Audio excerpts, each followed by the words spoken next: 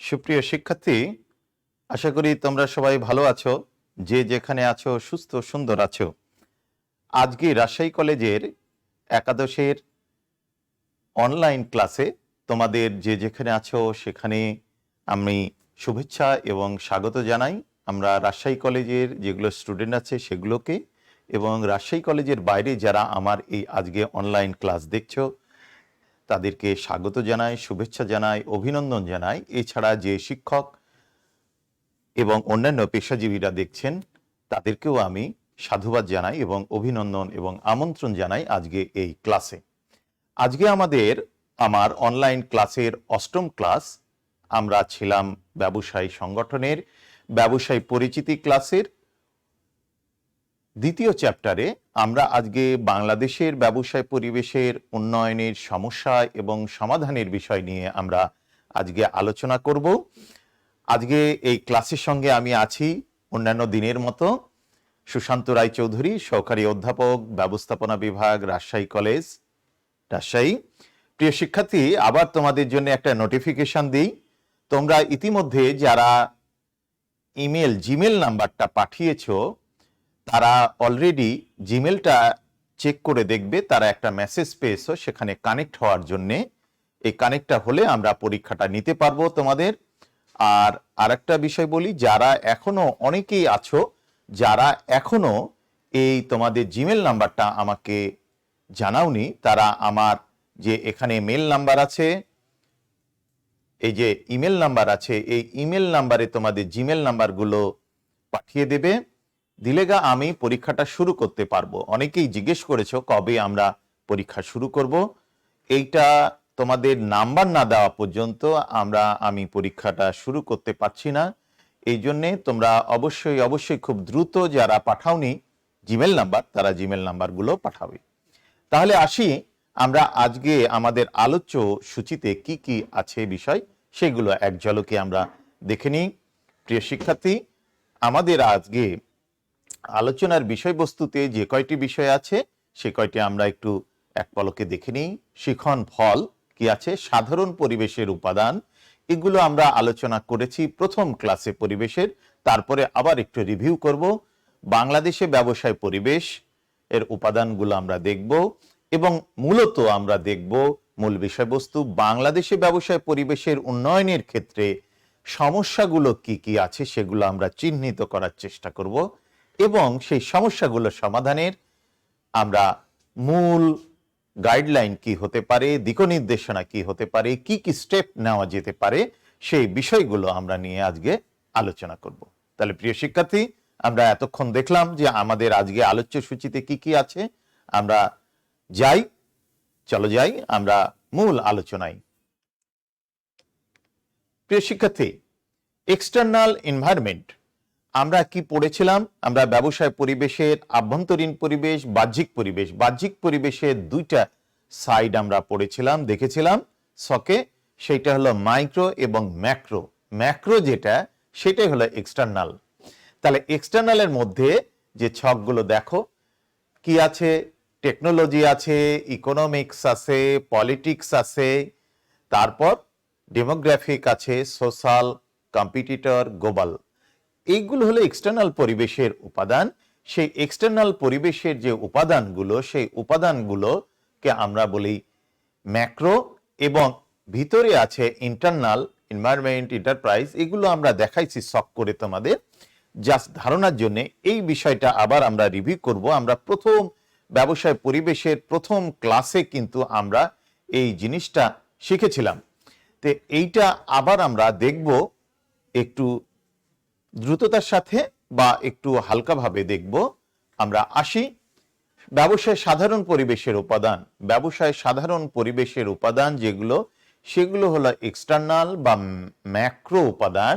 যে উপাদানগুলোর ডিটেলস আমরা প্রথম ক্লাসে পড়েছি, তারপরে আমরা আবার একটু রিকল করি। তাহলে কি, প্রথমে প্রাকৃতিক পরিবেশ। তাহলে প্রাকৃতিক পরিবেশ কি? যেটা ন্যাচারাল, গড গিফটেড, যেরকম ভূমিরূপ, ভূমি, নদ, নদী, খাল, বিল, এগুলো হলো প্রাকৃতিক পরিবেশের উপাদান। তো এই উপাদানগুলো আমাদেরকে দেখতে হবে এগুলো বিবেচনায় নিতে হবে। যে কোনো যখন আমরা ব্যবসায় করতে যাই তখন কোনো এলাকায় প্রাকৃতিক পরিবেশটা বিবেচনা করাটা খুব গুরুত্বপূর্ণ বিষয়।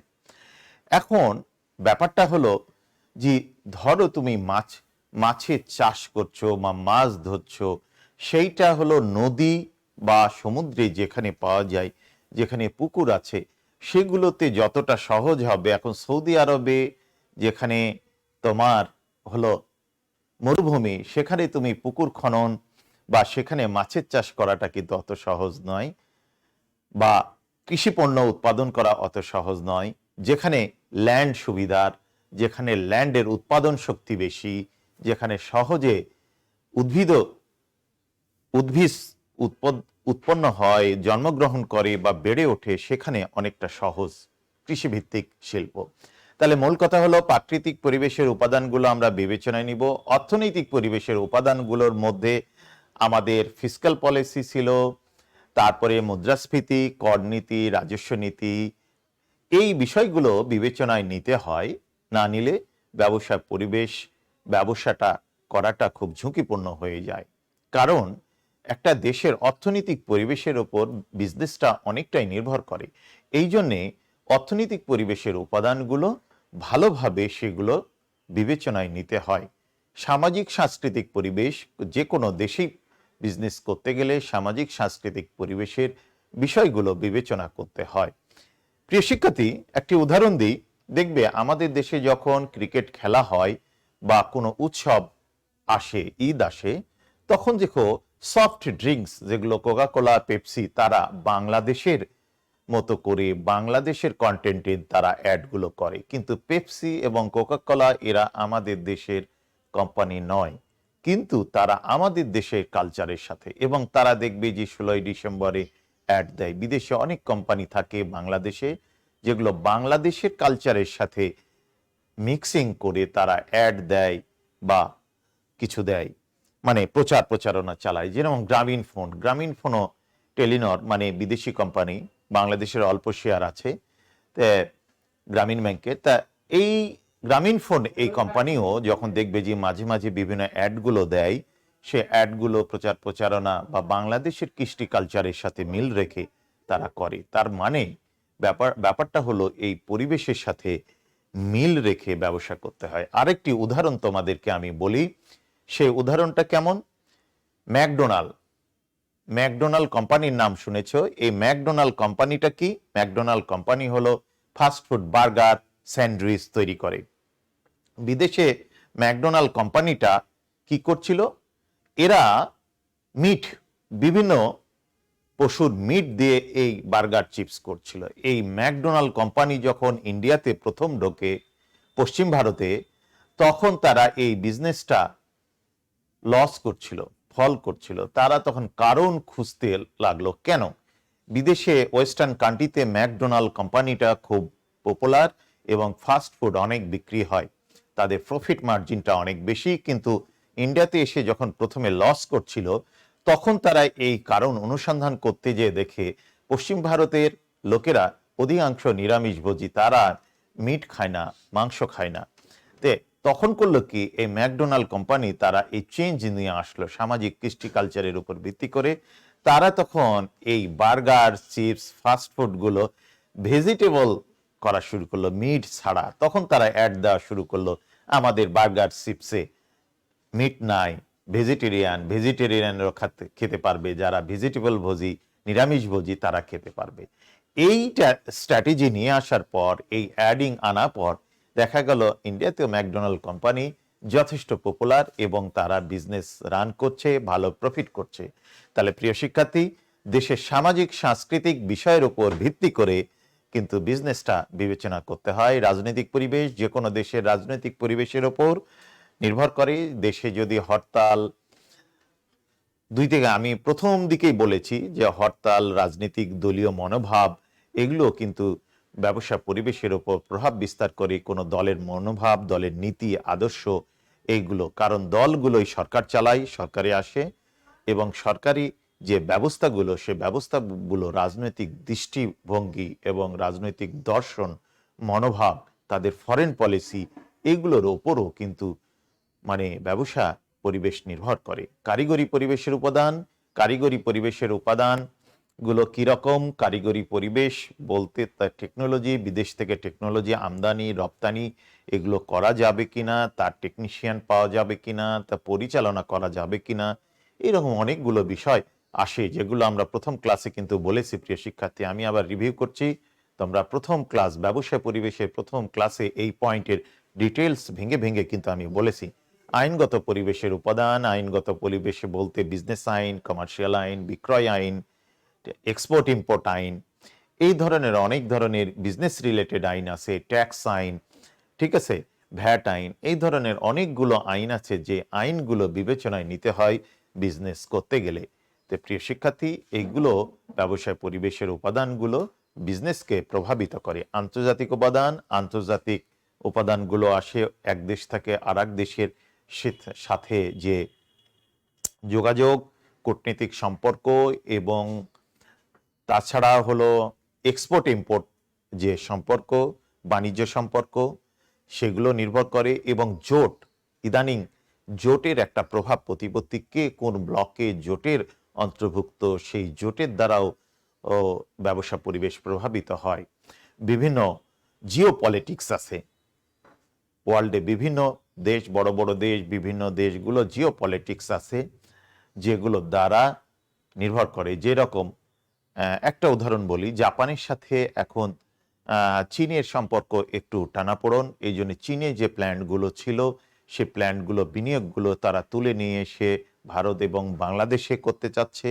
বাংলাদেশে মোটরসাইকেলের বা ভারতে বা অন্যান্য দেশগুলো খুঁজছে যে যেই জায়গাগুলোতে তাদের বন্ধুপ্রতিম দেশগুলো, সে বন্ধুপ্রতিম দেশগুলোতে তাদের বিনিয়োগ বাড়ানো যায় কিনা। তে কোনো দেশের সাথে সম্পর্ক বা জিও পলিটিক্সের ওপরও আন্তর্জাতিক পরিবেশের যে উপাদানগুলো সেগুলো দ্বারাও ব্যবসা পরিবেশ নির্ভর করে, প্রভাবিত হয়। তাহলে প্রিয় শিক্ষার্থী, সাধারণ পরিবেশের উপাদানগুলো আমরা দেখলাম। আরও ডিটেলস যেগুলো সেগুলো আমি বলেছি প্রথম ক্লাসে, কিন্তু এই প্রত্যেকটা পয়েন্ট ভেঙে ভেঙে এর মধ্যে কি পয়েন্টগুলো আছে সেগুলো কিন্তু দেখানো আছে, তোমরা সেটা দেখে নিতে পারো। প্রিয় শিক্ষার্থী, তাহলে আমরা এটা ইন জেনারেল ওই বিষয়টা গেল, কিন্তু এখন যদি আমরা দেখি বাংলাদেশের ব্যবসায় পরিবেশের উপাদানগুলো, কোন উপাদানগুলো বেশি বেশি প্রভাবিত করে, তো ব্যবসা পরিবেশের এক্সটার্নাল যে সাধারণ উপাদান সেগুলো বাংলাদেশেও বিদ্যমান এবং বাংলাদেশেও এটা প্রভাবিত করে। যেমন প্রাকৃতিক পরিবেশ, এটা প্রভাবিত করেই। বাংলাদেশের ভূপ্রকৃতি এর ওপর প্রত্যেকটা অঞ্চলে একরকম হয় না। রাজশাহী অঞ্চলে আম যতটা ভালো হয় রাজশাহী নওগাঁতে, অন্য এলাকায় অতটা ভালো আম হয় না। প্রিয় শিক্ষার্থী, এবং রাজশাহী, দিনাজপুর এই এলাকায় ধান যতটা ভালো উৎপাদন হয় অন্য এলাকায় ধান ভালো উৎপাদন হয় না। রাজশাহী অঞ্চলের আম গাছ, চাঁপাইনবাবগঞ্জের আম গাছ যদি অন্য জায়গাতে লাগানো হয় এই রকম প্রোডাকশন আসে না, এই রকম মিষ্টতা আসে না। তো প্রিয় শিক্ষার্থী, তাহলে ভূপ্রকৃতির ওপর আবার সিলেট বা হিলট্যাক্সে এই এলাকায় কমলালেবু বা অন্যান্য যে ফলগুলো যতটা ভালো হয় এখানে অতটা ভালো, রাজশাহী অঞ্চলে অতটা ভালো হয় না। তাহলে ভূপ্রকৃতির ওপর নির্ভর করে, ভূপ্রকৃতির যোগাযোগ ব্যবস্থার ওপর নির্ভর করে, ভূমিরূপের ওপর নির্ভর করে, নদী নালা, এগুলো প্রাকৃতিক বিষয়গুলোর ওপর নির্ভর করে ব্যবসার পরিবেশের উপাদান প্রভাবিত। বাংলাদেশে ব্যবসাটা প্রভাবিত হয়। অর্থনৈতিক পরিবেশ, বাংলাদেশের অর্থনৈতিক পরিবেশের ইন্ডিকেটরগুলো ব্যবসা পরিবেশকে প্রভাবিত করে, যেরকম মুদ্রাস্ফীতি, জিডিপি, মাথাপিছু আয়, জীবনযাত্রার ব্যয়, মানুষের সেভিংস প্রবণতা, ক্রয় প্রবণতা, এইগুলো দ্বারা বাংলাদেশের ব্যবসায় পরিবেশ প্রভাবিত হয়। প্রিয় শিক্ষার্থী, সামাজিক পরিবেশ এবং সাংস্কৃতিক পরিবেশ। প্রিয় শিক্ষার্থী, সামাজিক এবং সাংস্কৃতিক পরিবেশ ব্যবসাকে প্রভাবিত করে। একটা উদাহরণ দিলে তোমরা বুঝতে পারবে, এরকম অনেক অজস্র উদাহরণ আছে। বাংলাদেশের সামাজিক এবং সাংস্কৃতিক পরিবেশ যেরকম দেখবে, পয়লা বৈশাখ বাংলাদেশের সংস্কৃতির আকবরের সময় থেকে পয়লা বৈশাখের যে গুরুত্ব মাহাত্ম্য বৃদ্ধি পেয়েছে, যে খাজনার বিষয় থেকে এসছে, কিন্তু এখন একটা নতুন আঙ্গিকে পয়লা বৈশাখ উদযাপন হয়। সরকারি চাকরিজীবী বা বেসরকারি চাকরিজীবীদের জন্য পয়লা বৈশাখের ভাতা দেওয়া হয়। তাতে হয়েছে কি, বাংলাদেশের ইকোনমিতে পয়লা বৈশাখে কেনা কাটার একটা ভালো ফেস্টিভ্যাল হয়ে গেছে পয়লা বৈশাখ। সেখানে কি হয়, পয়লা বৈশাখে পান্তা ভাত, ইলিশ, বিভিন্ন খাবার, ঘোরার, পোশাক আশাক কেনার একটা যে কালচারাল একটা কমার্শিয়াল ভাবে প্রেজেন্ট হয়েছে পয়লা বৈশাখ। সেখানে অনেক বাণিজ্যের একটা বিষয় আসছে, ব্যবসা বাণিজ্যের ক্ষেত্রে প্রভাবিত হয়েছে। এছাড়া দুইটা ঈদ আছে, তারপরে দুর্গাপূজা আছে, এটাও বড়দিন, এগুলোতে তারপরে 31 মানে নববর্ষ, ইংরেজি নববর্ষ, তারপরে বাংলা নববর্ষ, তো বললাম পয়লা বৈশাখ, এইরকম ইংরেজি নববর্ষ কিন্তু এখন উদযাপন করা হয়। তারপরে এই জিনিসগুলো সামাজিকভাবে কিন্তু চলে আসছে। তারপরে জন্মদিন, আমাদের এখানে বাংলাদেশের কালচার ছিল আগে জন্মদিনে পায়েস খাওয়াতো, আমার দাদা দাদিরা মায়েরা পায়েস খাওয়াতো। কিন্তু এখন জন্মদিনে কেক কাটা আর অনুষ্ঠান, ভালো সাজগোজ করা, বিবাহ বার্ষিকী, এগুলো করার একটা কালচারাল টেন্ডেন্সি কিন্তু চলে আসছে। আগে এত আড়ম্বরভাবে উদযাপন করা হতো না। তে সামাজিক যে চেঞ্জ বা পরিবেশ আসছে সেখানে, এবং পোশাক আশাকেও আমাদের যে ধারাবাহিকতা আসছে ইয়াং জেনারেশনে, আজ থেকে কত বছর আগেও স্যুট ব্লেজার এগুলো পরতো না, কিন্তু এখন পরা শুরু করেছে। দেখবে আমাদের মা বোনেরা যারা বোরখা পরে, আগে গ্রামে গঞ্জে দেখবে যে নর্মাল একটা বোরখা পরে অনেকে, পাড়ার অনেকে কোথাও গেলে পারে একটা বোরখাই ব্যবহার করতো। এখন বোরখাতেও কিন্তু ডিজাইন আসছে, বিভিন্ন ফ্যাশন যুক্ত হয়েছে যারা বোরখা পরে। তাহলে প্রিয় শিক্ষার্থী, আমাদের সামাজিক সাংস্কৃতিক পরিবেশে এর দ্বারাও কিন্তু সেগুলো বিজনেসের একটা করে পার্ট হয়ে গেছে। সেগুলোকে ধরে বিজনেসম্যানেরা নতুন ভাবে বিজনেস সাজানো শুরু করেছে। তো প্রিয় শিক্ষার্থী, তারপরে আসে রাজনৈতিক পরিবেশ। বাংলাদেশের রাজনৈতিক পরিবেশের উপর তো নির্ভর করেই হরতাল, ধর্মঘট। শুধু রাজনৈতিক কেন, মানে দলীয় ধর্মঘট হরতাল না, পরিবহন ধর্মঘট, হরতাল, বিভিন্ন গ্রুপের যে রাজনৈতিক কর্মসূচি, এই কর্মসূচি দ্বারা বাংলাদেশের ব্যবসা পরিবেশটাও প্রভাবিত হয়, যোগাযোগ ব্যবস্থায় হয়। এই যে কিছুদিন আগে আমি দেখলাম যে রাজশাহী থেকে নওগাঁর যে রোডে যোগাযোগ ব্যবস্থা, পরিবহন ধর্মঘটের কারণে তাদের ক্ল্যাশ, এক জেলা ডিস্ট্রিক্টের সাথে আর এক ডিস্ট্রিক্টের যে দ্বন্দ্ব, এই দ্বন্দ্বের কারণে বাস যোগাযোগ বন্ধ ছিল, অনেকেরই বিভিন্নভাবে যোগাযোগ যাতায়াত করা সমস্যা হচ্ছিল। তো এইরকম বিভিন্ন ধরনের রাজনৈতিক পরিবেশের উত্তপ্ততা বা বিভিন্ন ধরনের দৃষ্টিভঙ্গি, দলীয় কর্মসূচি, এগুলো দ্বারা বিজনেস প্রভাবিত হয়। আইনগত পরিবেশ, বাংলাদেশের আইনগত পরিবেশের উপরও বিজনেস নির্ভর করে। সেই নির্ভরগুলো কি, বিভিন্ন আইন, বিজনেস আইন, শিল্প আইন, বিক্রয় আইন, ট্যাক্স আইন, আরও বিভিন্ন ধরনের বিজনেস করতে গেলে বিভিন্ন ধরনের আইন আছে। ড্রাগ বিজনেস করতে গেলে ড্রাগ আইন। এই আইনগুলো দ্বারা ব্যবসা পরিবেশ যে প্রভাবিত হয় সেগুলো বিবেচনায় নিতে হয়। প্রযুক্তিগত পরিবেশ, আমাদের দেশে খুব অ্যাডভান্স টেকনোলজি নাই, আর্টিফিশিয়ালি ইন্টেলিজেন্স বাইরের দেশগুলো ব্যবহার করছে, আমরা আর্টিফিশিয়ালি ইন্টেলিজেন্স বেশি মাত্রায় ব্যবহার করতে পারছি না। কিন্তু তারপরেও যে প্রযুক্তিগত বিষয়গুলো আছে, এই প্রযুক্তিগত বিষয়গুলো যত অ্যাভেলেবল হবে, বিদেশি প্রযুক্তি আনতে পারবো, প্রযুক্তিগুলো ইউজ করতে পারবো। এর যদি প্রযুক্তি ব্যবহারের ক্ষেত্রে এক্সটেনশন যদি না থাকে, তাহলে কিন্তু সেটা সহজ হয়। যেরকম প্রিয় শিক্ষার্থী, একটি বিষয় বলি, যেরকম বিদেশে কৃষিক্ষেত্রে, যেরকম কৃষিতে আমরা যে কৃষি নির্ভর দেশ, যে ল্যান্ড আছে, আমরা যে ধান, গম, অন্যান্য শস্য ফসল উৎপাদন করি, এই শস্য ফসল উৎপাদনের ক্ষেত্রে যে আমরা কীটনাশক ছিটাই, সেই কীটনাশক ছিটাই সিঙ্গেল ভাবে। এখন এক জমিতে কীটনাশক ছিটালে আর এক জমিতে কীটগুলো চলে যায়, পোকামাকড় চলে যায়। একসাথে যদি না ছেটানো হয় তাহলে এইটা খুব একটা বেনিফিটেড হয় না। ওই ওষুধের কার্যকারিতা চলে গেলে আবার ওই জমিতে ব্যাক করে। কিন্তু বিদেশে ড্রোন দিয়ে ক্যামেরা দিয়ে আইডেন্টিফাই করা হয় কোন জায়গাতে হলো পোকাগুলো আক্রমণ করেছে, সেই জায়গাতে ড্রোন দিয়েই কীটনাশক ছেটানো হয়, সার ছেটানো হয়। কিন্তু আমাদের দেশে তো ড্রোন ব্যবহার এখনো সেইভাবে কৃষিক্ষেত্রে ব্যবহার করা হয় না। কিন্তু যদি ব্যবহার করা হতো তাহলে কৃষি কস্টিংটা অনেক কমে যেত এবং খুব দ্রুত, মানে কীটনাশকের মিসইউজ কম হতো, ব্যয় কম হতো এবং ফসলের প্রোডাক্টিভিটিও বাড়ানো যেত। এইরকম আরও, যেরকম ফসল কাটার ক্ষেত্রে যে আমরা ম্যানুয়ালি কাটি, যদি মেশিন দিয়ে কাটতে পারতাম দ্রুত, তাহলে পারে একদিনে অনেক। যে আমাদের লেবার সংকটটা দেখা যায়, সেই লেবার সংকটটা অনেকটা মিট আপ করা সম্ভব এবং কৃষির প্রোডাকশন কস্টটা কমানো সম্ভব। কৃষির প্রোডাকশন কস্ট যদি কমানো সম্ভব হয়, তাহলে দেখা যাবে যে কৃষকেরা বেনিফিটেড হবে এবং কৃষিভিত্তিক যে পণ্যগুলো আছে সেগুলোরও মার্কেট ধরাটা সুবিধা হবে। তাদের প্রোডাকশন কস্ট বা উৎপাদন কস্ট বা প্রসেসিং কস্টের সাথে টোটাল প্রাইজিংটা খুব স্বল্প মাত্রায় থাকবে। প্রিয় শিক্ষার্থী, শিল্প পরিবেশ, বাংলাদেশের শিল্প পরিবেশের বিষয়গুলো প্রভাবিত বিবেচনা করতে হয়। শিল্প ইন্ডাস্ট্রি করতে গেলে অনেকগুলো ধাপ, অনেকগুলো প্রায় 17টা কি 18টা আইটেম ফলো করতে হয়। কোনো নতুন শিল্প ইন্ডাস্ট্রি করতে গেলে এই ধাপ পের হতে কাগজপত্র অনেক কিছু করতে হয়। সেই পরিবেশটা যদি সহজ না হয় তাহলে প্রভাবিত হয়, বিজনেস করাটা কঠিন হয়, তারা মানে বিভিন্ন সময়ে বাধা বিপত্তির সম্মুখীন হয়।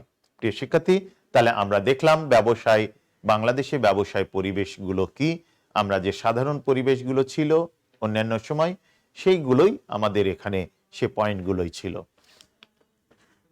প্রিয় শিক্ষার্থী, স্লাইডে একটু লক্ষ্য করো যে 2019 সালের, মানে গত বছরে, এটা 20 সাল, গত বছরে আমাদের ইকোনমিক্স ইন্ডেক্সগুলো কিরকম ছিল বাংলাদেশে। দেখো, পপুলেশন 163.2 মিলিয়ন, মানে 16 কোটির ওপর। জিডিপি আমাদের 687.1 বিলিয়ন ডলার জিডিপি ছিল। গ্রোথ, আমাদের অর্থনৈতিক গ্রোথ হলো 7.1, যদিও 20 সালে মনে করা হচ্ছে প্রায় 2%, 2.5% কমে যেতে পারে করোনার কারণে। তারপরে দেখো, গত 5 বছরে আমাদের অ্যাভারেজ গ্রোথ হলো 6.7। তাহলে অর্থনৈতিক প্রবৃদ্ধিটা কিন্তু খুব খারাপ না। আমাদের কিন্তু যেরকম এখন বলা হচ্ছে এশিয়ান টাইগার হিসাবে চিহ্নিত করা হচ্ছে বাংলাদেশে যে অর্থনৈতিক গ্রোথ প্রবৃদ্ধিটা কিন্তু যথেষ্ট ভালো। 7.1 হয়ে গিয়েছিল 19 সালে। এই 2000 সালে যদি এইটা করোনা না আসতো তাহলে 7.1 পার হয়ে প্রায় 2 ডিজিটে চলে যেত বলে অনুমান করা হচ্ছে। পার ক্যাপিটাল ইনকাম ছিল 19 সালে 4211 ডলার। আনএমপ্লয়মেন্ট ছিল 4.4%, inflation 5.7%। FDI, foreign direct investment, বিদেশি বিনিয়োগ ছিল 2.2 বিলিয়ন ডলার। এটা ছিল আমাদের 19 সালের ইন্ডিকেটর। তাহলে এই ইন্ডিকেটরের মধ্যে এখানে একটা দেখো, এশিয়ান প্যাসিফিক অঞ্চলে আমাদের 43টা যে দেশ আছে তার মধ্যে বাংলাদেশের অবস্থান ছিল 27তম বিজনেস র্যাঙ্কিংয়ে। তাহলে এশিয়া প্যাসিফিক অঞ্চলে যে 43টা দেশের মধ্যে 27তম পজিশন, এই পজিশন রাইজিং করছে সব সময়। প্রিয় শিক্ষার্থী, আমাদের দেখো 221টি, 19 সালে 221 ফারিস্ট ইকোনমিকের মধ্যে আমাদের স্কোর হলো 55.6, ইকোনমিক ফ্রিডম স্কোর, স্বাধীনতার স্কোর। তাহলে প্রিয় শিক্ষার্থী, আমরা বিজনেসে কিন্তু আমরা আগাচ্ছি বা আমাদের ইকোনমি বাড়ছে, আমাদের অর্থনীতি বড় হচ্ছে, রিচ হচ্ছে।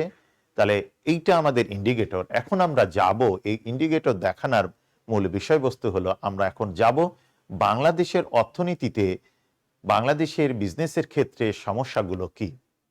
প্রিয় শিক্ষার্থী, বাংলাদেশে ব্যবসায় পরিবেশের উন্নয়নের মূল বাধা বিপত্তিগুলো কি। বাংলাদেশ একটা তৃতীয় বিশ্ব দেশ, মধ্যম আয়ের দেশে প্রবেশ করেছে, মধ্যম আয়ের খুব টপ লেভেলে নাই, মধ্যম আয়ের দেশে প্রবেশ করেছে, ঠিক আছে।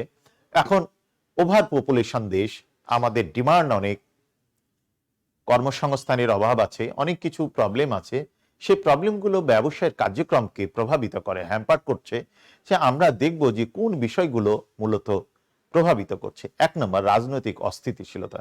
বাংলাদেশে রাজনৈতিক অস্থিতিশীলতা বাংলাদেশে ব্যবসায় পরিবেশের ক্ষেত্রে একটা বড় চ্যালেঞ্জ। কিরকম? বাংলাদেশে অনেকগুলো দল আছে, ছোট ছোট গোষ্ঠী আছে, তারপরে বিভিন্ন গ্রুপ আছে, তাদের দ্বারা বিজনেস প্রভাবিত হয়। কোন সরকার ব্যবস্থা যদি দ্রুত দ্রুত পরিবর্তিত হয় তাহলে এইটা সমস্যা হয়, কারণ দল ছাড়া সরকার থাকবে না। আর সরকারই হলো, দলই হলো দেশ পরিচালনা করে, দেশের পলিসি মেকিং, কারণ এমপি মন্ত্রীরাই দেশ চালায়, তারাই হলো নিয়ম কানুন নীতিমালা তৈরি করে এবং সে ভিত্তিতে দেশ পরিচালিত হয়। তো প্রিয় শিক্ষার্থী, তো রাজনৈতিক স্থিতিশীলতা যদি না থাকে তাহলে বিজনেস ডেভেলপমেন্ট করাটা মুশকিল, কারণ বিজনেসের পলিসিগুলো যদি দ্রুত দ্রুত চেঞ্জ হয়, তোমাদের আগে বলেছি সমাজতান্ত্রিক, অর্থনৈতিক এবং পুঁজিবাদী যে অর্থ ব্যবস্থার যে ফ্লেভার এবং সেই দিকে ঢলে যাওয়ার বা ফরেন পলিসির ক্ষেত্রে ঢলে যাওয়া, বিভিন্ন গ্রুপ বা অ্যালায়েন্সে যোগ দেওয়ার বিষয়গুলো যদি হয়, তাহলে সেগুলো বারবার নীতি চেঞ্জ হয় বা শিল্প প্রতিষ্ঠানগুলো প্রভাবিত হয়। এই জন্য রাজনৈতিক একটা স্থিতিশীলতা, স্ট্যাবল পজিশন দরকার। সেটা একটা বাংলাদেশের সমস্যা আছে। অর্থনৈতিক পরিবেশের অভাব, অর্থনৈতিক পরিবেশের অভাব তো আছে, যেহেতু আমাদের দেশের মানুষের মাথাপিছু আয় কম, আর্নিং কম, সেভিংস কম। সেভিংস যদি কম হয় তাহলে কি হবে? তাহলে বিনিয়োগ কম হবে। আর সেভিংস যদি বাংলাদেশে আয় যদি কম হয় তাহলে ভোগ কম হবে। তাহলে ওভার পপুলেশনের কারণে মানুষের জীবনযাত্রার ব্যয় নির্বাহ করতেই অনেক কিছু চলে যাচ্ছে।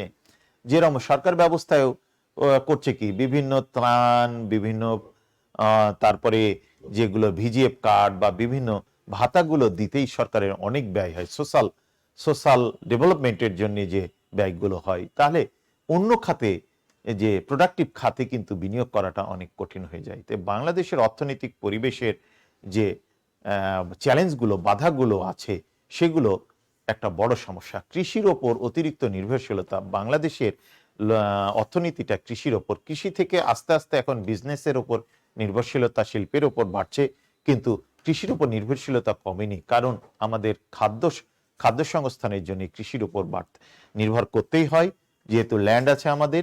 কিন্তু কৃষি যদি মার খায়, কৃষির প্রোডাকশন কম হয়, কৃষকেরা যদি লস খায়, তখন আবার কৃষি পণ্য আমদানি করতে হয়। আমার খাবার, পেটের খাবার যদি বিদেশ থেকে আমদানি করতে হয়, তাহলে সমস্যা। এখন বাংলাদেশে এখন কৃষিতে স্বয়ংসম্পূর্ণ হয়েছে, খাদ্যতে স্বয়ংসম্পূর্ণ হয়েছে, কিন্তু কৃষিতে যদি আরো বাড়ানো যেত, প্রোগ্রেস করা যেত, তাহলে এই জিনিসগুলো কিন্তু আরো ডেভেলপ হতো। তাহলে প্রযুক্তিগত শিক্ষা এবং সচেতনতার অভাব, বাংলাদেশে প্রযুক্তিগত শিক্ষার অভাব। সাধারণ ছাত্রছাত্রী তোমরা যারা আছো, সবাই জেনারেল লাইনে পড়তে আসে, তারা বিএ, এমএ, বিবিএ, এমবিএ এগুলো করতে আসে, কিন্তু প্রযুক্তিগত টেকনিক্যাল পড়াশোনা করতে চায় না।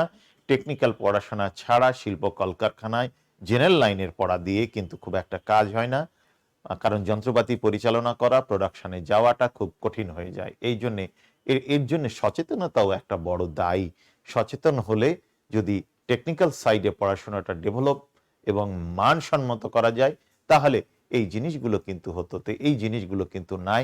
র্যাপিড পপুলেশন গ্রোথ, বাংলাদেশে খুব দ্রুত জনসংখ্যা বাড়ছে। এই জনসংখ্যা প্রবৃদ্ধির কারণে বাংলাদেশের একটা বড় হিউজ লোক অন্নবস্ত্র বাসস্থানের জন্য চলে যাচ্ছে। একটা ছোট্ট উদাহরণ এখানে বলি, প্রতি 3 বছরে বাংলাদেশে প্রায় 80 লক্ষ লোক, বাংলাদেশে প্রতি 3 বছরে প্রায় 70 থেকে 80 লক্ষ লোক বৃদ্ধি হচ্ছে। আমাদের জন্মহার থেকে মৃত্যুহার বাদ দিয়ে যদি আমরা পার্সেন্টেজ করি, তাহলে এইরকম একটা ফিগার দাঁড়ায়, একটা মোটা দাগে বলতে গেলে। তাহলে এই যে র্যাপিড যে আমাদের দেশে জনসংখ্যা বৃদ্ধি পাচ্ছে, তাই এই জনসংখ্যার খাবার কোথায়, বাসস্থান কোথায়, এটা অর্থনীতিতে একটা চাপ সৃষ্টি করছে। তাই এই পপুলেশন গ্রোথ একটা বড় প্রবলেম। সরকারি নীতির দুর্বলতা, অনেক সময় সরকারি নীতির দুর্বলতা প্রকাশ পায় বিভিন্ন গ্রুপ গোষ্ঠীর কারণে। যেরকম রেলওয়ে ডেভেলপমেন্টের ক্ষেত্রে তখন দেখা যাচ্ছে বাস মালিক সমিতিরা প্রভাব বিস্তার করে, তারা তখন প্রেশার ক্রিয়েট করে জিনিসপত্রের দাম কমানোর ক্ষেত্রে। এগুলো সরকারি নীতির ক্ষেত্রে, নীতির দুর্বলতা কিছু কিছু বিষয় তো আছেই, সেগুলোর জন্যে ব্যবসা পরিবেশ কিন্তু প্রভাবিত হয়। কোভিড-19 এটা নতুন একটা মাত্রা যোগ করেছে এই সমস্যা। এই কোভিড-19 করোনা আসার কারণে আমাদের বিজনেস অনেক কিছু স্থবির হয়ে গেছে, অনেক ছাঁটাই হয়েছে, অনেক কলকারখানা বন্ধ হয়ে গেছে। বিভিন্ন প্রতিষ্ঠান থেকে অনেক কর্মচারী, উঁচু লেভেলের, নিচু লেভেলের, মধ্যম লেভেলের, টপ, মিডিল, লোয়ার লেভেলের কর্মচারী ছাঁটাই হয়েছে, তার বেতন ভাতা কমে গিয়েছে, জীবন জীবিকার আর আর যে আর্নিংটা সেটা কমে গিয়েছে। এইটা একটা বাংলাদেশের ক্ষেত্রে ব্যবসা পরিবেশের উন্নয়নের ক্ষেত্রে এই বর্তমান মুহূর্তে কোভিড একটা বড় চ্যালেঞ্জ, বড় বাধা, বড় সমস্যা।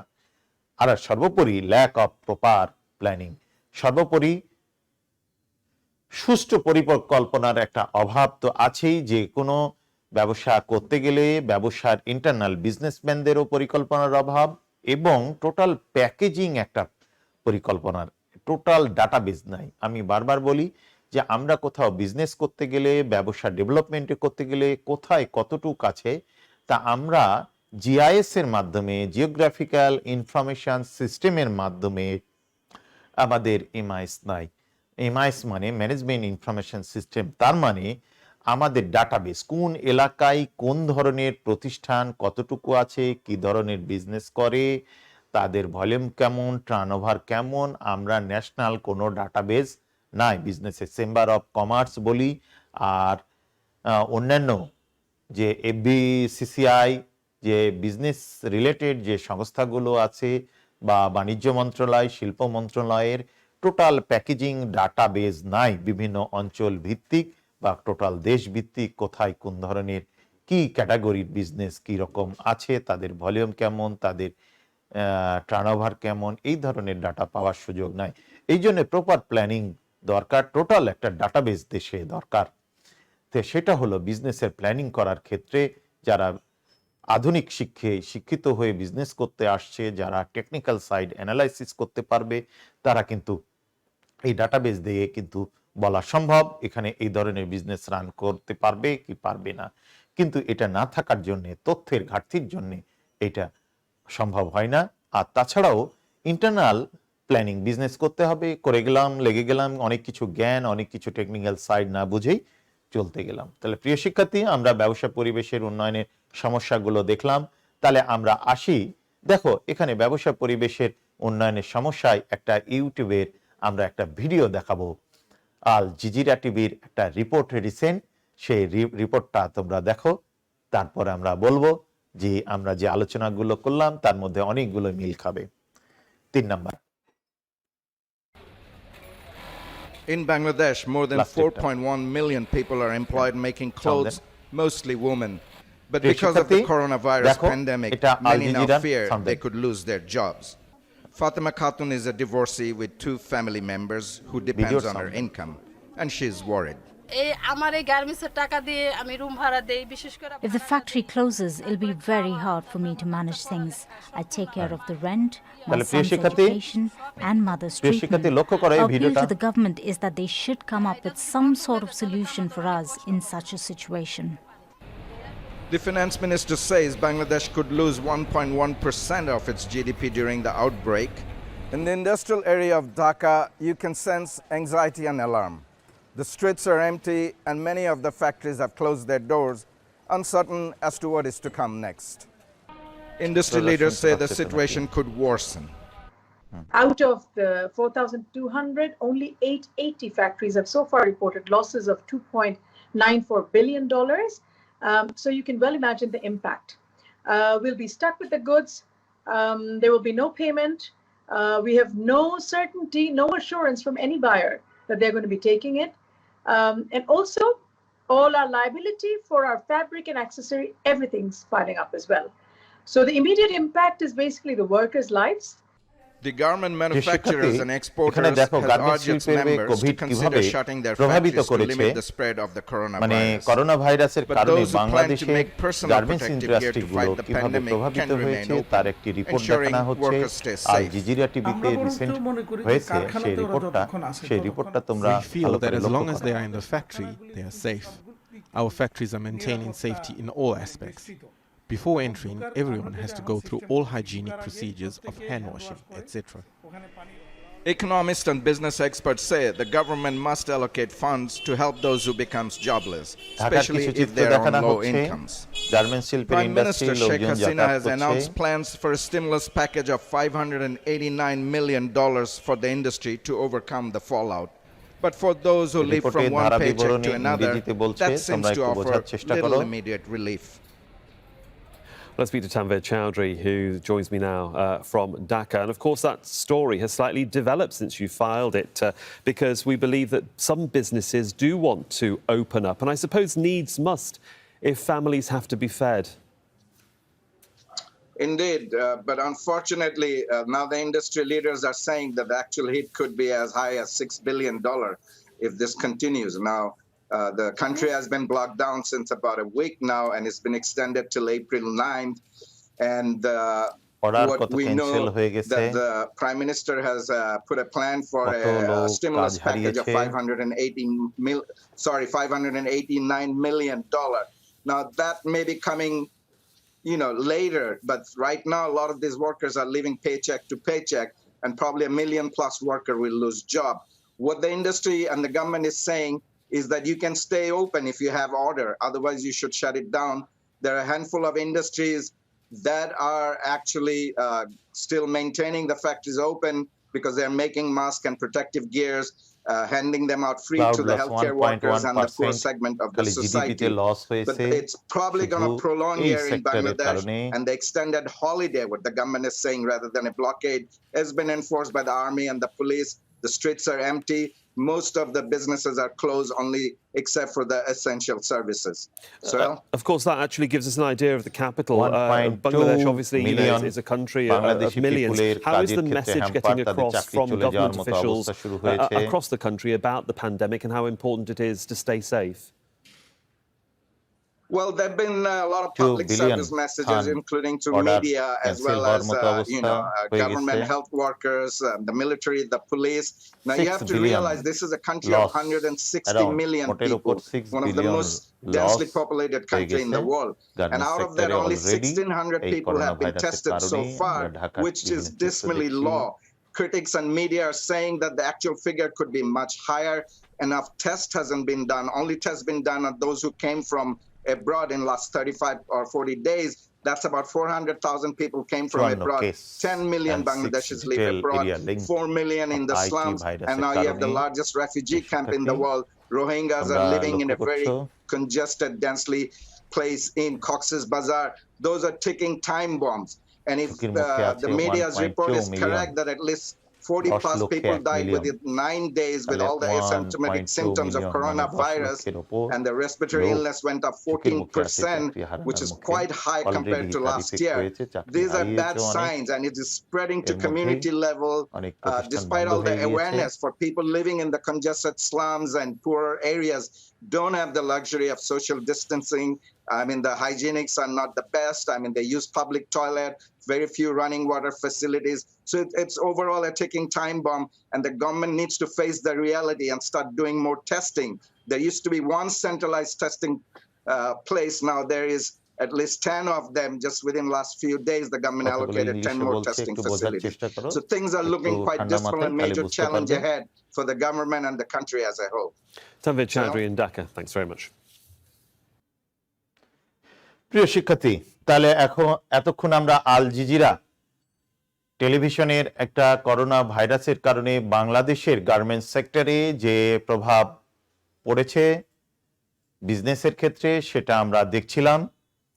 তার মূল বিষয়বস্তু তোমরা নিশ্চয়ই বুঝতে পেরেছো। আমরা যে আলোচনা করছিলাম যে কত জিডিপিতে হ্যাম্পার হয়েছে, যে জিডিপিটা কমে যেতে পারে, গ্রস ডোমেস্টিক প্রোডাক্ট বাংলাদেশের অর্থনীতিতে ক্ষতিগ্রস্ত হচ্ছে, এক্সপোর্টের ক্ষতিগ্রস্ত হচ্ছে, কত লোকের কর্মজীবী আর্নিং কমে গিয়েছে এবং তারা ঝুঁকির মুখে পড়েছে, চাকরি হারানোর মুখে অলরেডি অনেকেই এর মধ্যে চাকরি কিন্তু হারিয়ে ফেলেছে।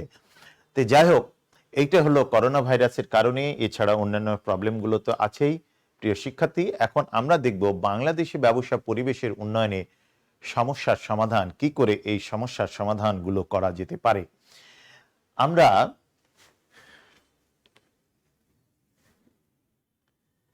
আমরা মূলত দেখি যে অর্থনৈতিক বাধাগুলো দূরীকরণের আমরা চেষ্টা করতে হবে। বাংলাদেশে যে অর্থনীতির ক্ষেত্রে যে অর্থনৈতিক ব্যারিয়ারগুলো আছে সেগুলো দূরী করার, সেটা সরকারকে উদ্যোগ নিতে হবে। অর্থনৈতিক যে ব্যারিয়ারগুলো আছে, পলিসিগুলো আছে, সেগুলো স্মুথ করতে হবে, বিজনেস বান্ধব করতে হবে। সেগুলো যদি করা যায় তাহলে এই সমস্যাগুলো সমাধান মিটবে। প্রযুক্তিগত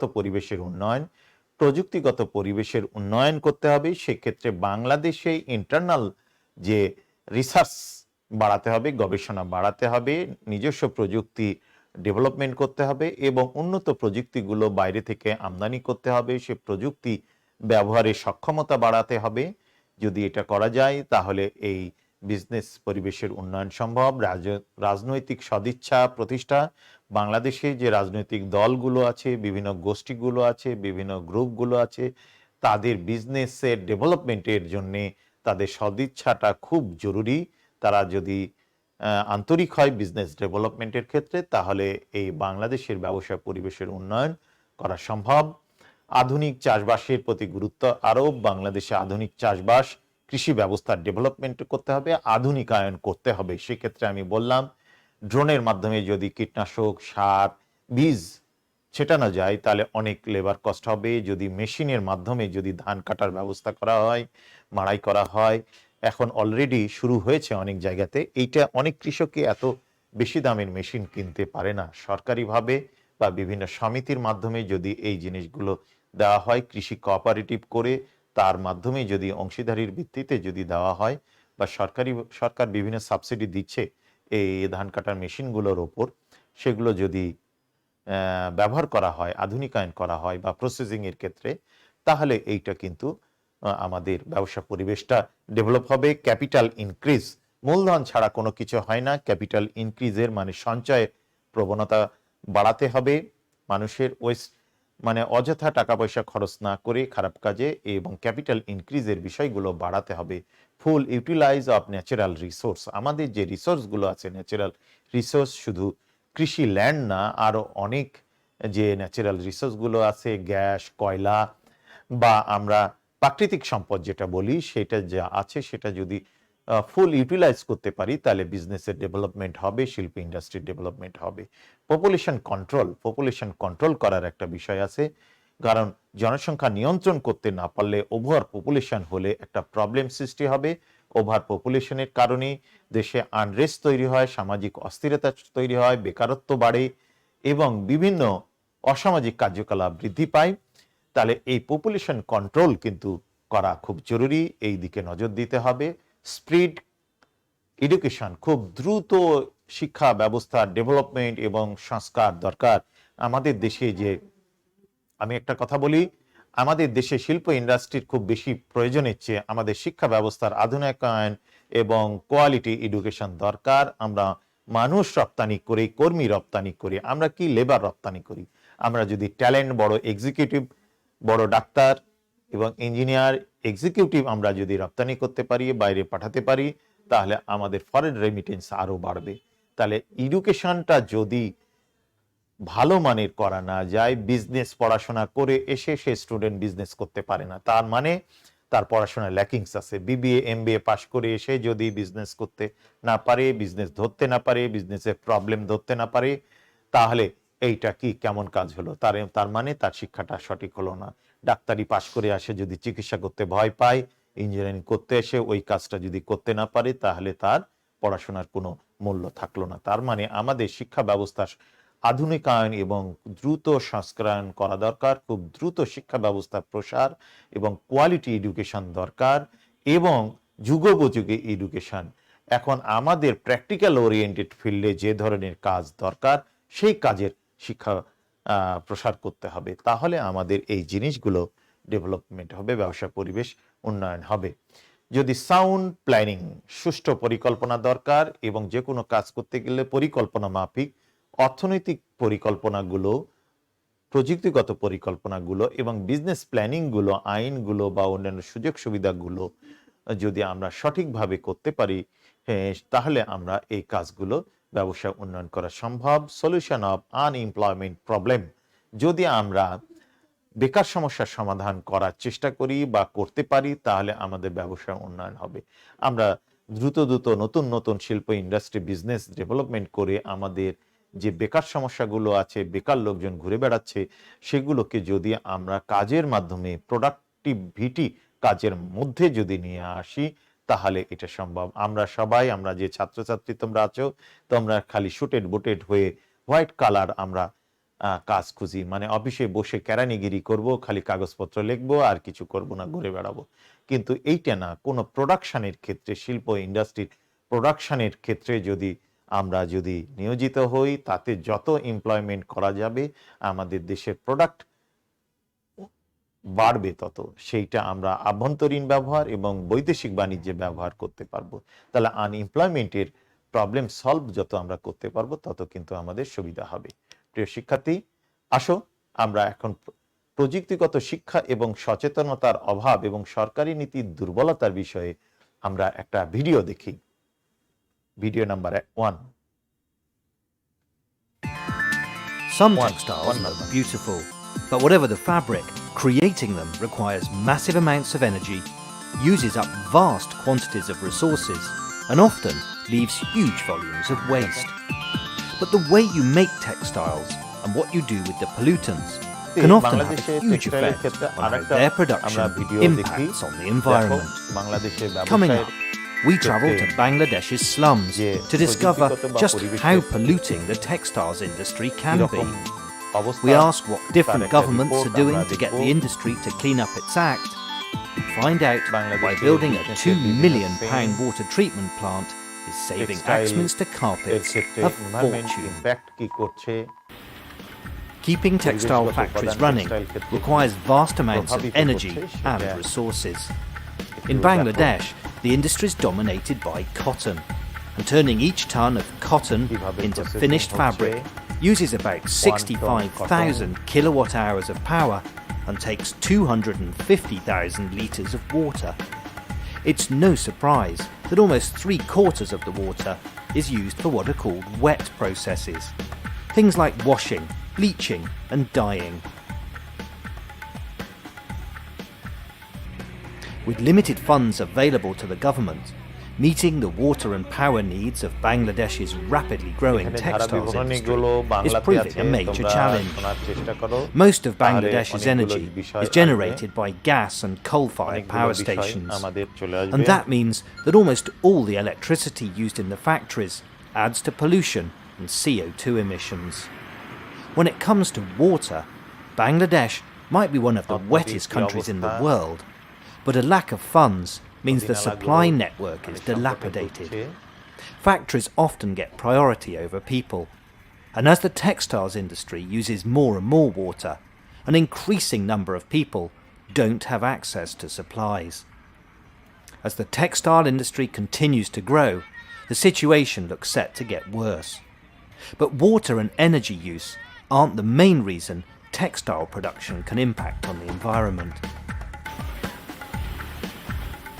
From inks to dyes to caustic soda and all sorts of alkalis and bleaches, most of the wet processes in textile production involve potentially harmful chemicals.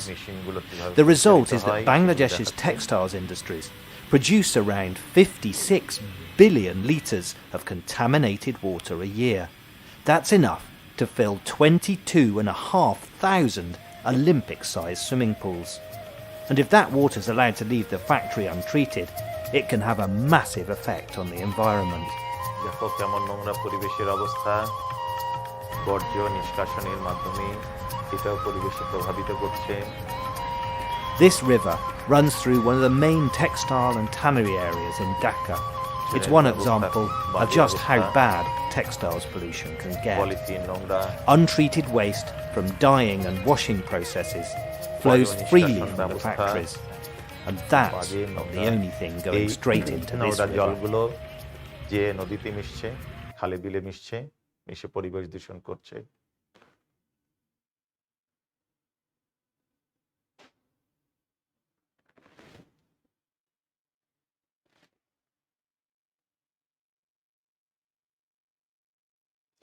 প্রিয় শিক্ষার্থী, তাহলে আমরা প্রযুক্তিগত শিক্ষা ও সচেতনতার অভাব, সরকারি নীতির দুর্বলতার কারণে এই পলিউশনগুলো হতে যাচ্ছে, সেগুলো ধরা যাচ্ছে না বা ধরাছোঁয়ার বাইরে থেকে যাচ্ছে, যে এই ভিডিওর মাধ্যমে তোমরা দেখলে।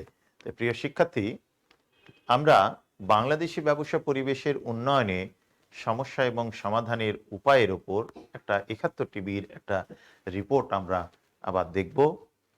একটা ছোট্ট রিপোর্ট তোমরা আবার দেখো, ভিডিও নাম্বার 2। দেখো 71 টিভির একটা অনেকদিন আগেই এই রিপোর্টটা হয়েছে।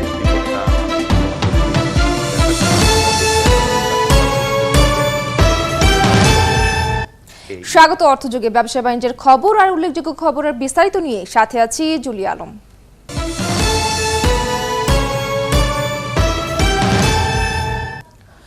সহজে ব্যবসা করার পরিবেশে পিছিয়ে পড়ছে বাংলাদেশ। ব্যবসা প্রতিষ্ঠান স্থাপন করতে দক্ষিণ এশিয়ার অন্য দেশে মাত্র 6 মাস সময় লাগলেও এখানে জমি কিনে নিবন্ধনেই সময় লাগে 244 দিন। আর ওই জমিতে অবকাঠামো নির্মাণের অনুমতি পেতে লাগে আরও 269 দিন। বিদ্যুৎ সংযোগ পেতে লাগে আরও 428.9 দিন। ব্যবসা করতে গেলে এভাবেই বেগ পেতে হয় বাংলাদেশের বিনিয়োগকারীদের। খোদ বিশ্ব ব্যাংকের প্রতিবেদনে উঠে এসেছে এই চিত্র। তবে 2021 সালের মধ্যে বিশ্ব ব্যাংকের ডুইং বিজনেস সূচকে 100 এর নিচে আসতে নানা পরিকল্পনা হাতে নিয়েছে সরকার। এরই মধ্যে কিছু কাজও শুরু হয়েছে। ব্যবসা বাণিজ্য শুরু ও পরিচালনায় নানা বাধা এবং সমস্যা সমাধানে কি করা যায় এসব বিষয় নিয়ে আমাদের আজকের আয়োজন। কথা বলতে সাথে থাকছেন ঢাকা বিশ্ববিদ্যালয়ের অর্থনীতি বিভাগের সহযোগী অধ্যাপক ডক্টর সাইমা হক বিদিশা।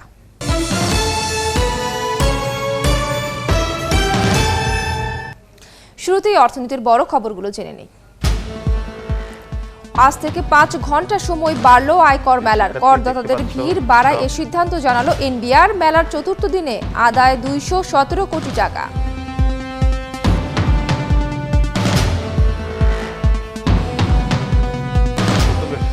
ব্যবসা সহজ করার দৌড়ে পিছিয়ে বাংলাদেশ। ব্যবসা প্রতিষ্ঠান নির্মাণেই সময় লাগে 9 মাস। বিদ্যুৎ সংযোগ পেতে 14 মাস। সংস্কার কাজ এগিয়ে নেবার প্রক্রিয়া সীমাবদ্ধ। কাগজে কলমে মাঠ পর্যায়ে বাস্তবায়নের তাগিদ।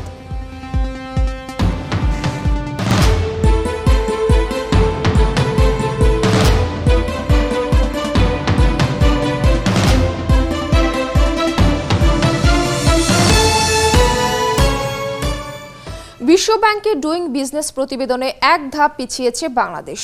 190টি দেশের মধ্যে বাংলাদেশের অবস্থান 177 নম্বরে। এবছর ব্যবসা প্রস্তুতির সূচকে বাংলাদেশ যেমন খারাপ করেছে, তেমনি তলানিতে আছে বৈদেশিক বাণিজ্য।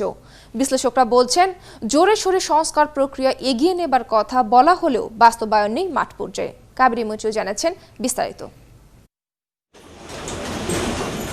2012 সালে স্বল্প পুঁজি আর 3 জন কর্মী নিয়ে পরিবেশ বান্ধব কাপ তৈরির কারখানা চালু করেছিলেন কাজী সাজিদুর রহমান। 2017 সালের এই সময়ে এসে কর্মীর সংখ্যা বেড়েছে 30 জন। বেড়েছে ব্যবসার পরিধিও। তবে তার জন্য অনেকটা কাঠখড় পোড়াতে হয়েছে তাকে। প্রত্যেকটা অফিসে ইন্ডিভিজুয়াল যাইতে হয়, এটার জন্য দৌড়াদৌড়ি করতে হয় এবং আমলাতন্ত্রের জটিলতার কারণে এই বিষয়টা অনেক জটিল প্রক্রিয়া ধারণ করে এবং সময় সাপেক্ষ। তো সময়ের সাথে অর্থনীতি জড়িত। একজন নতুন উদ্যোক্তার কাছে কিন্তু তার ফাইন্যান্স লেভেলটা খুব হাই রেঞ্জে থাকে না। সাজিদুর রহমানের মতো ব্যবসা শুরুর প্রথম ধাপে কার্যালয় নির্মাণে বাংলাদেশের অনেক উদ্যোক্তার সময় লাগে 9 মাস, যেখানে দক্ষিণ এশিয়ার অন্য দেশে লাগে মাত্র 6 মাস। আবার ব্যবসা প্রতিষ্ঠানে বিদ্যুৎ পেতে সময় লাগে গড়ে 14 মাস। একজন ব্যবসায়ীর কর পরিশোধে চলে যায় 435 ঘন্টা। বিশ্বব্যাংকের ডুইং বিজনেস প্রতিবেদনে এভাবেই বাংলাদেশের ব্যবসা পরিবেশের চিত্র উঠে এসেছে। Cost of doing the business বেশি হচ্ছে এবং অনেক জায়গায় আমরা সার্ভিস পেতে অসুবিধা ফেস করছি। এক জমি হয়তো 2-3বারও আমাদেরকে কিনতে হচ্ছে। আর্থিক জটিলতা এবং কোনো কোনো ক্ষেত্রে প্রভাবশালীদের দ্বারা নীতিকে পরিবর্তন করে তাদের স্বার্থে ব্যবহার করছে। এটা ব্যবসায়ীরা কিন্তু এর সাথে জড়িত। বিশ্লেষকরা বলছেন 2020 সালের মধ্যে এই অবস্থানকে 100-তে নামিয়ে আনতে জোরে সোরে সংস্কারের কথা বলা হলেও বাস্তবায়ন নেই মাঠ পর্যায়ে। সম্পত্তি নিবন্ধীকরণে, তারপর আপনার এই ইনসলভেন্সির ক্ষেত্রে, তারপরে চুক্তি পরিপালনের ক্ষেত্রে এই 4টা সূচকে আমাদের অবস্থা 190টা দেশের মধ্যে আমরা 185, 186, 187 এই ধরনের র্যাঙ্কিং আমাদের বরাবরই ছিল, এখনও তাই আছে। ইনভেস্টমেন্ট ডেভেলপমেন্ট অথরিটি এরা এই ডুইং বিজনেস সূচককে ধরেই কিছু সংস্কারের কথা বলেছে, কিন্তু ঠিক কার্যকর সংস্কার এখনো হয়নি। এই সূচকে ভালো করতে যেয়ে যেসব বিষয়ে বাংলাদেশ পিছিয়ে আছে সেদিকে নজর দেওয়ার পরামর্শ দিচ্ছেন তারা। কাবেরী মৈত্রেয়, 71, ঢাকা। দর্শক, সহজে ব্যবসা করার নানা সমস্যা এবং সমাধানের উপায় নিয়ে কথা বলতে আমাদের সাথে আছেন ঢাকা বিশ্ববিদ্যালয়ের অর্থনীতি বিভাগের সহযোগী অধ্যাপক ডক্টর সাইমা হক বিদিশা। আপনাকে স্বাগত 71 অর্থযোগে। আমরা যেমনটি দেখছিলাম প্রতিবেদনে, বিশ্ব ব্যাংকের ডুইং বিজনেস যে প্রতিবেদনটি দিয়েছে সেখানে বলা হয়েছে যে ব্যবসা করার পরিবেশ সূচকে বাংলাদেশের স্কোর সামান্য বাড়লেও কিন্তু ওভারঅল সবকিছু মিলিয়ে সার্বিক অবস্থানে এক ধাপ পিছিয়েছে বাংলাদেশ।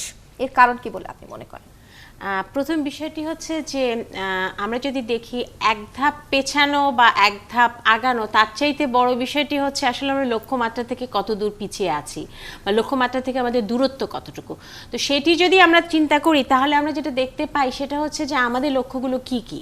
তো আমাদের লক্ষ্যগুলো হচ্ছে সপ্তম পঞ্চবার্ষিক পরিকল্পনা, যেখানে আমরা আশা করছি যে 2020 সালের নাগাদ হচ্ছে ইনভেস্টমেন্ট জিডিপি রেশিও যেটা সেটা 34.4%। 2030 সালে আমাদের খুব গুরুত্বপূর্ণ বছর, কারণ এটা হচ্ছে টেকসই উন্নয়নের লক্ষ্যমাত্রার জন্য একটি টার্নিং পয়েন্ট, এবং এটার সাথে সাথে আমরা ওই সময়ে আমরা উচ্চ মধ্যম আয়ের দেশ হতে চাচ্ছি, এবং সেক্ষেত্রে কিন্তু আমাদের ইনভেস্টমেন্ট জিডিপি রেশিও এটা 40% মতো একটা প্রাক্কলন করা হয়েছে।